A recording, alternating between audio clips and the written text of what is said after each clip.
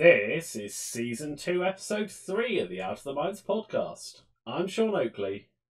And I'm Sam Cooper, and we're back with a sort of classic-ish. Yeah. Sean versus Sam. Sam is playing Separatists, but Sean is playing... Rebels, the same as last week. And following on from last week, I am kind of using the podcast at the moment to get some practice in with the B-wings from the Battle of Endor. And to that extent, let's just jump straight into this week's game. I've brought the two B-wings, Gina and Braylon, again. For those who haven't heard about them yet, they're fun. They get a shield upgrade each. They both have It's a Trap, which allows a defensive reroll if there's more friendly ships at range 0 to 1. Braylon gets some homing missiles, proton bombs, and delayed fuses. Gina gets ion bombs, proton torpedoes, and juke. But where things get interesting is the chassis and pilot abilities. Gina's pilot ability is basically at the start of the engagement phase. If there is a stressed Braylon at range 0 to 2, she may acquire a lock. Start of engagement locks, powerful. And Braylon's is basically if there's a stressed Gina, he gets a focus. But they also have the B-wing new chassis ability. The ships have 2 charges, 1 recurring.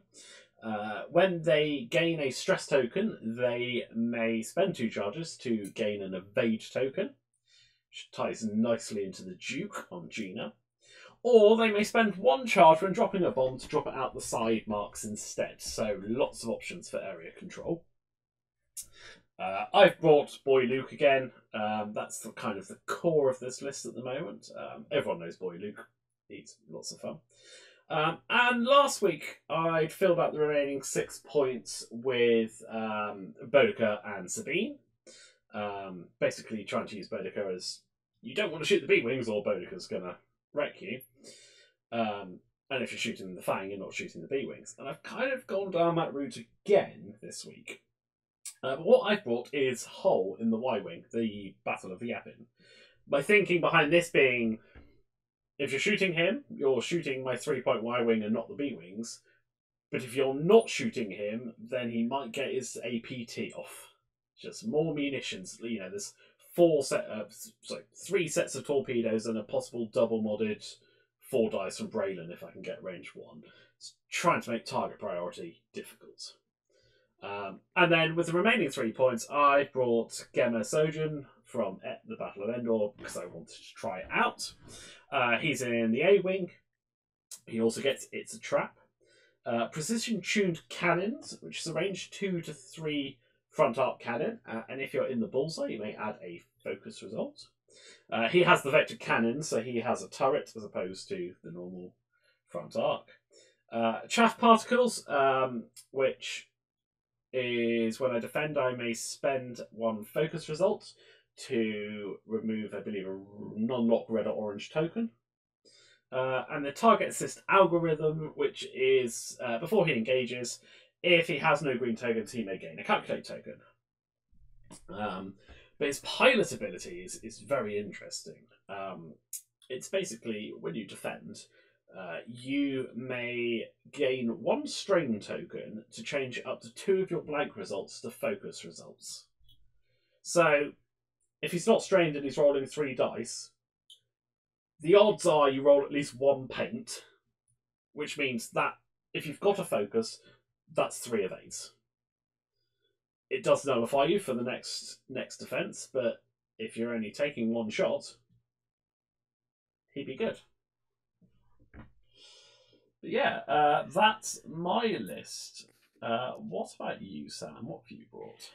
So, continuing on with my statement last time to not abandon Sunfac after 1 game, I've abandoned Sunfac after 1 game. I'm still trying out Django.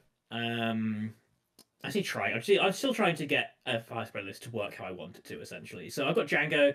He's got Elusive, Savage Press, Seismics, Slave 1 and the Veteran Tail Gunner for the standard double tapping. I've got the Force, move around, and hopefully live a little bit. But then we've got Dirge, ever-present Dirge in a separatist list, with Lone Wolf, Proton Cannons, the Title, and Seismics. And to back them up, we've got the lovable duo Chertak with Ensnare, and Siege of Coruscant Dis T81, with obviously outmaneuvers and afterburners. And this is the Siege of Coruscant version, so he can re-roll all his attack dice and all his defense dice, and he takes a bunch of depletes and strains as he does so. So I'm not really a 3 reds, 3 greens. I'm a 2 red, 2 green, but boy, are they going to be consistent.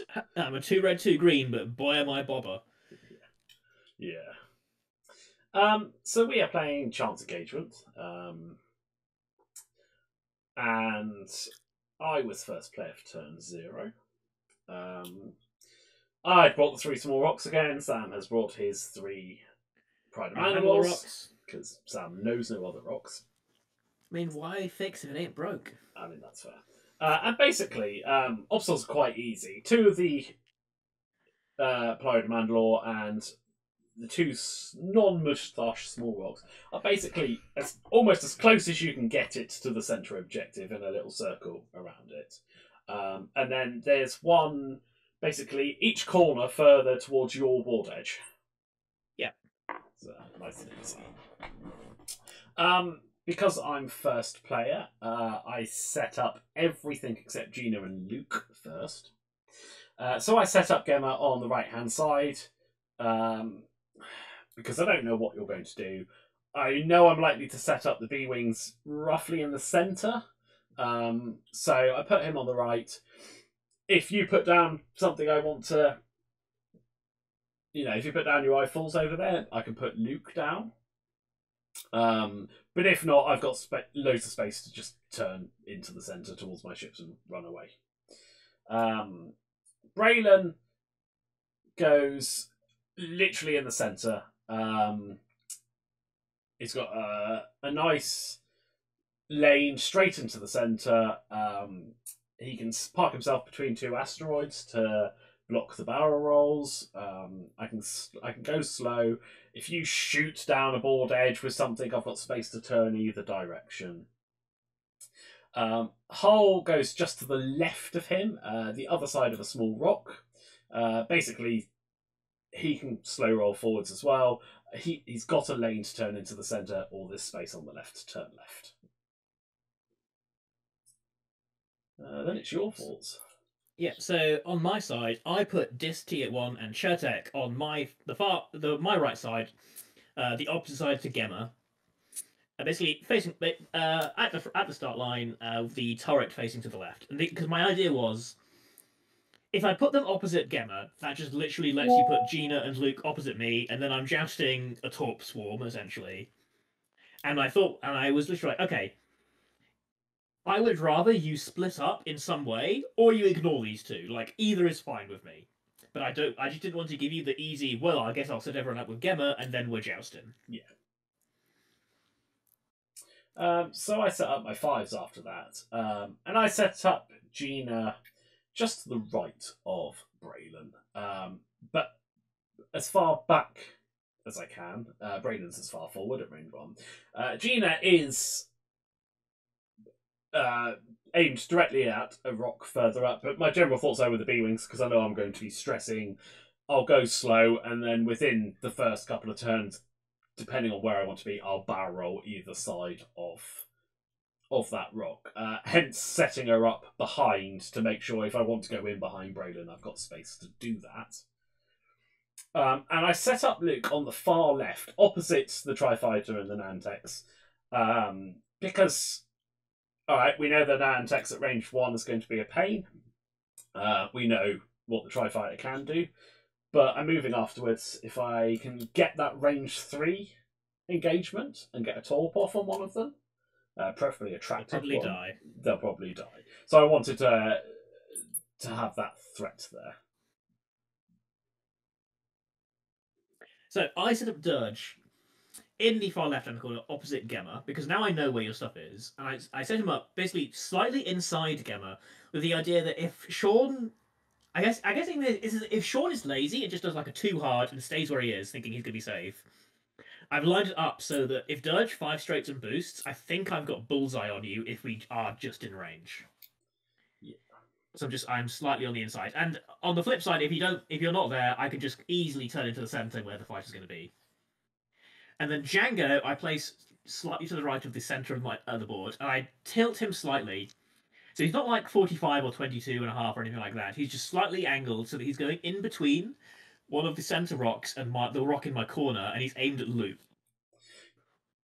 The hope being I can try and isolate Luke because the B-wings are not going to be able to help Luke this turn, and like they'll be in next turn, but it'll be a bit of an awkward one because of where Gina is. Like Gina might not be able to get in range of shooting my squishy targets. Like if Gina puts a protop into Django, that's just something I have to.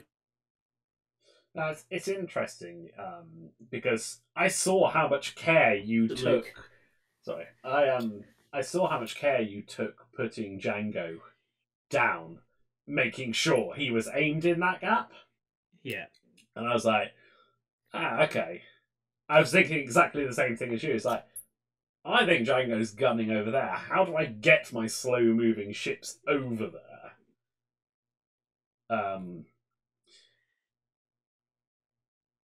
Before Luke dies. Because I just saw Django full straight and gunning down, and the Nantex and the Tri-Fighter hard turn along your board edge. Bait done. Yeah. So yeah, we go into turn one, and you're first player. And to save doing all the individual moves, my basic game plan is go fast-ish with Luke, but not too fast. I went 3 straight. It gives me the option to attack speed if I need to after your 4s have gone, but I didn't want to go 4, get too far, just in case Django, I know how fast a 4 straight boost on a fire spray can be. It catches people out on where it goes. Bug out with Gemma because I don't want to joust Thurge, and turn the Y-wing and both B-wings towards that board edge because I thought that this turn I can see where Django goes, and if Django does something unexpected and goes towards the centre, I still have space to turn back in on him. Yeah. So yeah. So on the flip side of my plan, Chertek and Dis are hard turning onto my board edge. And originally it was I want to come in here and then just cut in behind the rock in my corner and just try and make my way into the centre because they need to get into range 1 of you. Because you have so many proton torpedoes, there's just at some point those 2 ships need to make the jump from out of range 3 into range 1, where Chertek can start doing nasty things, and this tier 1 can start throwing lots of dice. Yeah. Dirge is 5 straighting at Gemma. If you screw up, he's going to try and get a shot. If you don't, and I don't think I've got a shot, I'll probably just cloak. Like, it gives me a lot of space to maneuver next turn. And then Django is going to fall straight towards Luke and see where he ends up. Yeah. And to that extent, that's exactly what we do. I do a 1 hard with Gemma because I know that the 2 hard will leave me in possible range of that 5 straight boost because it's happened to me too many times. But I boost to the right after that just to give me options on the next turn. And then, follow my game plan. Yeah, so Django, in the end, decides not to boost into Luke because I just thought I might sneak into range of Braylon and Hall as well, and I didn't really fancy taking 3 shots for free. So I go for a target lock, seeing if I got a range 3 into Luke, but I do not. And at the end of the activation phase, I make the mistake that I'm going to say overall costs me the game because it just sets me down a decision tree that I can't win on. At the end of activation? Yeah, because that is when I pass my tractor token from Chertek to Dis TA1. And I barrel roll him towards Luke. Yes, I was surprised by that. Very surprised by that. Because essentially, I'm misjudging the distance here. Too far towards me? No, I'm too far away from you. Oh, okay. Still.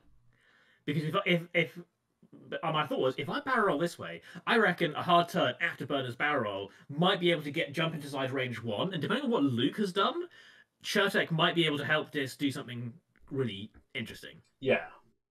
Was my thought here. and I've misjudged the distance, and it's going to become apparent next turn, and it's this decision costs me the game. Because right now, Kurtek and Dis could jet down my side, excellent. Django could hard turn into the middle, and Sean's entire list would have to then come around behind me, and then you're chasing Django, and I'm kind of okay with that. Yeah. But because I've done this, I've now committed Dis to turning in. Well, that's it. You can't straight, because I think even a fast straight, your template goes over the rock. So I was like, bank, but then I'm going too slow. Well, that's it. So I was like, okay, he's either turning in or he's just out the fight for 2 turns. So yeah. So to that extent, for me, this round was all about what's Django going to do, because you hadn't boosted. Like, I know I'm leaving my flank open to Dirge, but I'm like, if I can get both B-wings, a whole APT and Luke onto Django or exactly, or if I can get it onto the Tri-Fighter, there's enough attacks coming in that you'll strain yourself doing rerolls, then you're down to 2, and I should get that 3 damage through.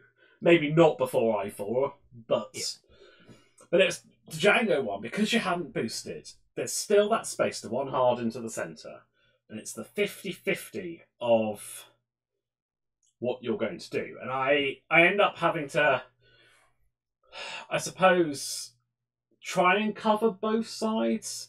Yeah. I cover more of you coming towards Luke, because I suppose that's the better option for me. I can get the most shots on you. But I kind of try and leave, I think, Braylon in particularly, and Gina to an extent, arc, that if you have cut in, I might just clip the back of you. Yeah, because I think here's where you should look at here is, because of what I've done with Dis, I think that should signal to you that Django's probably coming your way. And if he's not, who cares? If Dis is coming your way, I'm handing you a free Tri-Fighter if he's doing it solo. Yeah. And if I'm trying to, if I'm in this position, if I'm trying to get him away by doing a weird banky move, also, who cares? The waiting game here is on you, because I'm discombobulating my formation here, and you can just regroup and come in as one. Yeah. So yeah, we go into that round. I should have left this playing while we were discussing it, and that's basically my game plan. What I do though. Sorry, well, I was going to say, what I do before, just in case I try and do in case you're doing a 1 hard with Django, is Gemma has a lovely straight line into the centre.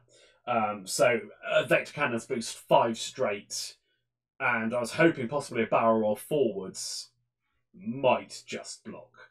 I think I misjudge on it's further than I think it is, but it was worth a shot, basically. Yeah, so I decloak forward a Dirge, which is probably a mistake in hindsight. I probably should just decloak towards the centre, but I was hoping to just curve around the back of the rocks and try and catch maybe your B-wings or your Y-wing with a proton cannon. And Dis, hard turns, boost, afterburners boosts in, barrel into an evade, and Chertik does hard turns, but can only do a 1 hard. Track the barrel roll, focus, and I'm looking at it and realising I'm just out of range of Dis to do the tractor shenanigans, and in my head I'm like, it's all over. Dirge is a 2-bank boost focus, trying to just line up a shot onto Gemma or any of the B-wings, and then it's basically the rest of your list. What do you end up doing? So yeah, I've done the banks in with the Y-wing and the B-wing. I've taken a focus and then precise astromech lock from Hull. It should note your first player, so my falls are moving after your falls. Yeah. I unfortunately don't have range 1 on the Tri-Fighter, so I put the lock on Django. If he comes in and it's range 1, that's an APT. Braylon rolls in again, focuses into... locks into a barrel roll. Locks Django, barrel rolls, takes the stress, takes the evade. Gina, hard turns, barrel rolls, focus, takes the evade. I don't think I should have taken the evade there. I think the chances of you shooting Gina with a meaningful shot are slim. Yeah, especially seeing as Gina moved after I moved everyone other than Django. Yeah. I mean, sure, I feel like if Django somehow winds up with a great shot in you, I think you just accept it. Yeah, Right? and I don't think you run up the great shot, but that's hindsight. And then Luke moves. Quite an interesting thing because Luke moves, and I was about to take my action, and you were like, And I accidentally revealed. "Is that oh Django does a two straight?" Because I forgot Luke was still to move, Yeah. and so I revealed that Django's doing a two straight. And Sean very kindly doesn't lock Django now. He knows where Django's going. Tempting as it was, I had to be honest with You should myself, have. and I looked at it, and I looked at more importantly, I looked at Chertek, and I didn't think Chertek had range 1 onto DIS, which means he's not ditching that tractor, and I have the opportunity to put a Protorp into the tractored Nadex. And actually, even knowing where Django is, that may well just be the right call. Yeah. 4 into 2. Yeah, I think you're right. But yeah. So Django does a two straight. And then I boost around the rock to try and dodge the APT and try and line up my back arc onto Luke and my front arc onto whoever. I don't quite make it with the back arc, which is unfortunate. And Chertek is out of range of Dis for ensnare, which means, as I've thought when I did my moves, I'm in trouble because my Tri-Fighter and my Nantex are essentially screwed. The interesting thing is that boost does put you into range for Gina to acquire her lock. Yes. And Braylon gets his focus because they are stressed and within range 2 of each other. And we go to shooting. Yeah, so Django, I believe I shoot into Gemma. I believe you... No, it's Gina. I do go for Gina. I roll hit focus blank.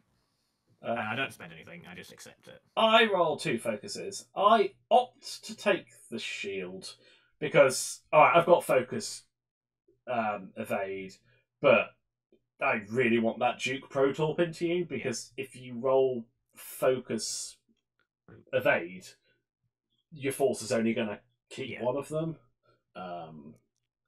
And as I say, I've got 5 shields and 4 health. I can take one. And Dirge shoots. I was going to say, you didn't have back arc on Luke, did you? Didn't have back arc on Luke. And Dirge shoots into Gina. I'm just trying to strip that evade at this point. And I also know that you're not willing to really spend it. So if I could just randomly plink damage on you, because you're hoping to keep it, then that's even better. So I get 2 hits, and you roll evade focus. Yeah. You take another shield. And I take another shield. And then we go to, I think, Luke. Although we'll check. Torping Chertek, I think. Yeah, I think it's Luke torping Chertek. I roll hit, crit at hand, change one to a crit, another one to crit, re-roll the blank into a hit. So, and I roll double evade. Nice. So 2 crits through. I believe one is loose stabilizer and one is hull breach. Yeah, loose stabilizer and a hull breach. Gina. Chertek's dead. Gina fires her torp into Django. Rolls crit, focus, blank. Re-rolls. Oh, you Django. Django trigger it. Yeah. I re-roll the 3 blanks into 2 blanks and a hit, so 2 crits. I roll evade focus, so you juke my evade to a focus, and I spend the force. So check shield. And so that's the interesting thing there is like Django triggers, even on our double modded torp, if I can make you roll that blank, it's better than it already being a focus. We all know blanks roll into blanks, so yeah, I think I was thinking this is like not as bad odds as I thought it might be, because making you re-roll that blank, there's no guarantee that you get anything. Yeah.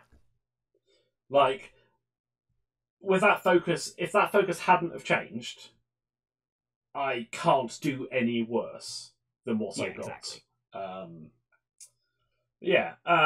So we go to the I4s. So Chertek fires his turret into Luke, and I get hit crit at range 3. I roll trail mix, so I spend a force for 2 evades.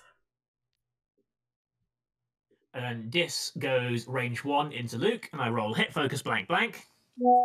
So I re-roll all 3 of the non-hits. Into blank focus, and I am sad. Yeah. I roll an evade, so it looks fine. I do the range 1 dorsal turret from hull into Django. Yeah, makes sense. I roll trail mix. And then I Django it. I spend the lock to re-roll 2 blanks into 2 blanks. And I So, roll 2 blanks. all right, I chip the 1 through, but your Django triggers are working a treat in this engagement. At some point, I've elusived. I can't remember which one it was. I think it was on the Gina I shot. think I elusived the focus. Yeah. Braylon then doesn't range. Oh, yeah, range 1 into Django. I roll hit, blank, blank. Reroll the blanks into focus blank and spend for 3. I roll blank focus and take 3. So that is, I believe, half points on Django. Yep, half points on Django. And then Gemma. Yeah, because she'll force a shot. Then Gemma, who has a range 1 shot into Django. He rolls crit focus blank. And I yell Django trigger, and then we remember that he did a 5 straight. I did a 5 straight, which is blue. So I end up with hit crit. And I roll evade focus, so I take another crit. Which is a fuel leak. Yes. Yeah. So you've got half on Chertek, half on Django, and I'm already thinking I've lost. This would take a real dicing to get out of. You just have too much health. Yeah, we score a point each. I mean, I've taken 2 shields. So, and half a Chertek, and I was kind of expecting to do about that to Chertek if you hadn't been able to pass the tractor off. Django, I think I was a little fortunate on. Yes and no. I think I got very lucky on Gina's Proton Torpedo. Yeah. You only getting 2 crits after basically double modding was very lucky on my part. And, whilst this is all moving, because essentially we can... Is there much point in running through the rest of this game? Because this game wraps up real quick. Yeah, I lose Chertek, Dis, and Django in the next turn, pretty much, almost. Yeah, pretty much. Yeah, no, we can just talk as we're running through it. But basically, I just start dropping bombs because you've got to go down there. Yeah, Chertek has to go straight and then hope that someone's in tractor range to pass with his tractor. I drop a seismic with Django, trying to deal some damage as I go. And everyone just sort of swarms on my Dis and Chertek. And Django, I try to get away, but I think this is my 3 talent turn. Yes, it is. Basically, I'm just trying to get arcs on where I think. Oh no, it's the one bank toe. I'm just trying to get arcs on where I think your Tri-Fighter and your Nantex are going to be, and see if I can clear them off the board. Your Seismic blows up and gets Gemma, Luke, and Hull, so they all drop shield. The Ion Bomb gets nobody. Chertek is not in range of anyone to pass the tractor token off, so I am ruined times 2. But yeah, we have some shooting. Yeah, so Django, basically, he one banked, I believe, fixed the fuel leak. You did fix the fuel leak, yeah. And so then I just roll. I've got a range 1 at the front into Gina, and I got plenty of ranges at the back. So my range 1 into Gina rolls 4 focuses, and I don't spend the force, because just not... No, I didn't see any point. And then I don't know who... I think I must have range 2 into Gemma, because I believe you do range 2 into Gemma. I end it with 2 hits after a force. I roll 1 focus and 2 blanks, so I trigger his ability. Get a strain, spend the focus for 3. And it's your 5. So this is Gina. This is Gina into Dis because she's picked up a target lock, so she fires the Protor, and she spends the focus to end up with 3 hits and a crit. I roll evade blank blank. I reroll the 2 blanks into a focus. I spend the calculate, so I take hit crit in the end. It's a disabled power regulator, but I don't think it's going to matter. Luke, because I'm now very strained. Luke, I believe instinctive aims a torpedo into Chertek. Yep. He rolls 2 hits and a... Oh, was it? No, I think it might have just been a range 1 shot. Because I think it's a range 1. I didn't have range 1 into you just because of angle, I believe. I roll 2 hits, a focus and a blank. I spend a force for 3 hits. And Chertek goes down. So this was the Gemma plan coming into action. Is now Gemma is strained in front of Dirge. So Dirge has a range 1 shot with a focus because I get trail mix. I spend my focus for 2. I roll focus blank. I take 2, so he is down to 1. Then I have the range 0 shot from. I believe this is Braylon into the Tri-Fighter. I roll hit crit. Which means my Tri-Fighter is dead. I roll evade focus. I re-roll the focus because I can into an evade, so I only take the crit, but that does kill me. It was a direct hit. And then Hull has a range 2 dorsal into Django and rolls 1 hit. And I roll blank focus, so I take another damage off Django. Then Dis has range 2 into Gina. I'm depleted, so only 2 dice. I roll hit focus, and I re-roll the focus into a hit with my ability. I roll a blank, so I take another 2 shields. Yeah, that's right, down to 4. Down to Gamma. And down to Gamma, who has a range 2 shot into Django. You are in bullseye, so I opt to use the precision-tuned cannons. I've gained a calculate because of the target assist algorithm. I roll focus blank, add a focus, spend a calculate for 1. And I roll blank focus, so Django's down to 2 health. Yeesh. And so yeah, the writing's on the wall. Yeah, I mean, Gina has a bomb, Braylon has a bomb. It's pretty hard for Django to avoid it, and me still want to fight. Dirge is slowly walking into the depths of death. Yeah, I could probably kill Gemma. I've got Seismic at the very least, and Dirge is still right behind him. But like, I wasn't expecting what you do with Django this turn. So my plan here was I'm going to drop another ion with Gina. I think I'd drop a proton with Braylon because I can tank those. I've got enough health at the moment.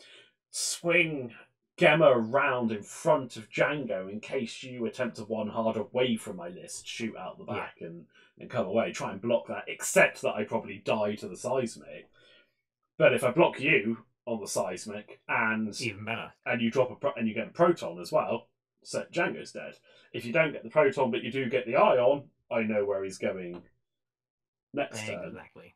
Hull can swing around in that direction, and Luke just needs to do a one bank, and if he's in range, he'll instinctive aim a torpedo at you. You know, it's just about. I mean, the writing's on the wall, but like chipping that 2 health off Django just like guarantees it. In fact, gets me over the line. So yeah, and we let this run out because Django drops a Seismic, and then Django does a 3 talent to the right. So I believe I eat the proton. No, I dodge Gemma. I believe you. Oh yeah, you do eat the proton. That's right. Yeah, eat the proton. Yeah, it's a stunned pilot, so I'm not dead. And I also eat the ion, so I'm ionized. Yeah. The Seismic does take out Gemma. And Django basically shoots range 1 into Gina, and I believe I finish off Gina ridiculously lucky. Yeah, because you were just like, oh, you're not going to win it. Oh, I said something about because I acquired a lot of Dirge. Yeah, and you're like, oh, I was like, oh, you my initiative killer. You're like, oh, whatever, and then you end up with hit crit, which I blank out, and it's a. Yeah, I have missed flipping a shield there, but I've taken it off the overlay. And the last crit's a direct, so Gina dies. Yes, because that last shield was your proton bomb right there. Yes, that's what it is. That's why I hadn't flipped it. That's it, yeah. Gina can tank a proton bomb, eh? I mean, she could. I wasn't expecting the range 1 just forced to... Yeah. But yeah, fair. I mean, it's fine. Yeah, so she dies. Initiative killed. And then, because I'm first player, it's Luke. I instinctive aim the torp into you. I roll focus, hit, crit, focus. So I spend a focus to turn it to a crit because that guarantees the death. Yeah. And I roll nothing. I take a bunch of crits and Django's dead. So it's 18-10 to Sean at the minute. Dirge shoots range 1 into Luke because, hey, you never know. Yeah, you get hit crit. I roll 1 evade, so that's a shield and the crit through, and the crit, I believe, is a disabled power regulator. Braylon shoots into Dirge, gets hit crit. I get blank. I lone wolf the blank into a evade. I take a single shield. And then Hull range 1s into Dirge for 2 hits. I get single shield, single evade, so I lose another shield. And The last turn is meaningless. You half dirge next turn and win the game because it's 18-12. Yeah. I think it actually should be 19-12. We didn't add. I think we didn't add your point to the center here. Fair enough. Either way, yeah, it's like the game's over. I just set up a kill box. Like, yeah, I 4K Luke. I turn in the B-wing, and the Y-wing banks in and has its side up pointing where dirge kind of has to go. And we shoot at each other. I half dirge, which is the important thing. yeah, and yeah, that's it. It goes to 21-13. Yeah, and what this came down to was I committed to a plan that, in hindsight, clearly couldn't work because I was clearly too far away, and my mistake was thinking that Chertek could get close enough to Dis to make it happen. Yeah. Because basically basically both times I tried to get an ensnare thing off, I was just out of range, and then I was basically just stuck in front of you. Yeah. Whereas had I just not done that, this game would have probably still been at least been more interesting. I have no idea how it would have ended, but I would have forced you to like loop around and then chase me into my seismic. Yeah. Essentially. But also on the flip side of that, if I thought that Chertek was close enough to pass off that tractor, I'd left Luke in a position where he could barrel roll towards the board edge to stop you tractoring that way. If you want to boost out my arc, that's fine. You're probably not shooting anyone. And I think at least Braylon would have still had arc on you. Yeah. And because you were first player that turn, are you going to tractor yourself and then strain yourself as well and have one green dice on your 3 health ship? Oh, yes. Right, fair. But it depends. Like I said, like I thought I was going to be able to get sneaky with this, but I realised as I moved that I was going to be too far away. But it's a little late, being like, oh, can I just quickly redo this entire turn? I've realised an error that I've misjudged this distance massively. Yeah. Because I really thought that Dis would be able to get a lot closer to where Luke was. I mean, with the afterburners boost. Before I moved, you mean? Yeah, before no, not before you move. Like after you moved, I thought I was going to be able to get a lot closer to make it so that like you actually had to make a choice rather than being like, well, I'll just take the target lock. I mean, you were right in front of me, right? Yes, but I wanted to be slightly closer. With Chertek. With Chertek. Yeah. And that's the fair. problem was I pigeonholed Chertek into a position where I had to do a 1 hard to not rock myself. And to be fair, games are like that sometimes. Sometimes it's what seems like a little mistake, and let's be honest, is a reasonably little mistake, but it can just snowball when you can't recover from it. Yeah, but I think the reason I'm calling this a big mistake is I didn't need to try it. I could have just stuck with my plan, but I just saw that and thought, ooh, I reckon he won't expect this. Let's try it. Yeah, that's fair. Because I purposely didn't boost a Django because I was like, I want an out. Because your B-wings are going up the side trying to catch me, and so if I just out, you at least have to form up again. Yeah. And I can just hopefully plink at you one at a time. Or maybe even just catch Gemma. Yeah, that's fair. If I just kill Gemma for no real trade, that's 3 points I have to make up. Yeah. And it's quite hard to... If your opponent doesn't let you, it's quite hard to make up points on chance engagement from scenario. Yeah. So, yeah. But, yeah, it was... I mean, the B-wings are definitely strong. Yeah. And I have tilted my way out of running Fire Sprays again. I'm on a new Separatist bent. No one knows what it is, but we'll save that for later. Oh, please tell me you're going to fly it next week. Absolutely. Excellent. Well, we'll see how Club Night goes. If it's a complete and unfun disaster, then probably not. If it's just a complete disaster but it's fun, hell yes. You shouldn't judge it on 2 games. Fly 3. Then you've got the 2 games at Club Night and a podcast, because I think our listeners would find it amusing. Yeah. I'll find it. I mean, actually, I don't want to play against it. The more we were talking about it and the more we were sporting ideas, it's the more horrifyingly toxic it sounds. I was like, why am I helping you with this? If I come up against it in an event, even I don't know what to do against it. Ugh. But yeah, well, I mean, I feel like without anyone who's listening is like, what on earth are they talking about? You just focus fire any one ship, right? You just try and remove one ship at a time because each one you remove is just less stuff. Yeah, but if that fails, Yeah. then it's Oh. possibly game. Yeah. But yeah, no, it'll be interesting, and hopefully we'll bring you that next week. And on that note, I suppose we better wrap it up. Yeah, better wrap it up. Yeah. So my fire spray. I'm not done with fire sprays. Django's good. God. I just like droids, man. I want to go back to droids. This T81 is some of the most fun I've had flying. Nice. Actually, side notes, we should do a bit of review.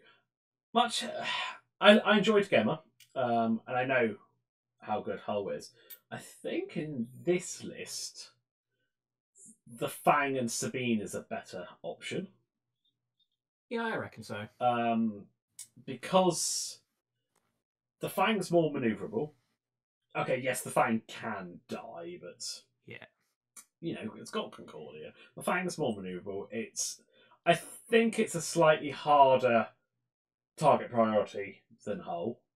And Hull, I mean, just wandered. I mean, I know we're playing chance, so scenario didn't factor into it. But if he doesn't get his APT off, particularly in this list that's quite munitions based, although the turret was useful, I